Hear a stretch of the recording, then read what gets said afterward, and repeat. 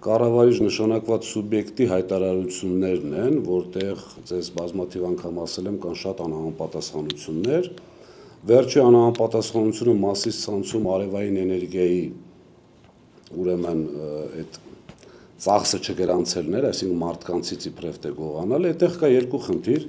իրենք հաշվարկը սխալն արել էին 800 քանի հազար կիլովատ, բայց ընդամենը եղել է 120,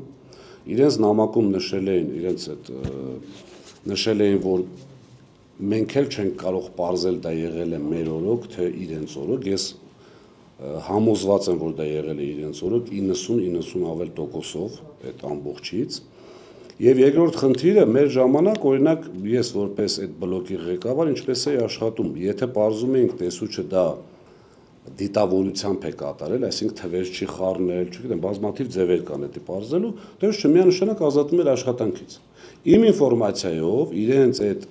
այսպես աղմկահարույց բացահայտման դեպքում ոչ մեկ չի ազատվել։ Այնտեղ ցանցի պետ են ազատել, եթե չեմ սխալվում, եւ տեղական, այսինքն այն մարդիկ, որոնք անմիջապես կապ չեն ունեցել, անմիջապես գրողը տեսուչն է,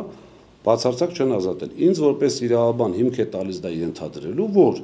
իրենց ասածով է դա եղել, որի արդյունքում չեն կարող ազատել այդ իրենց ասած հանցագավոր սխեման իրագործած անձանց։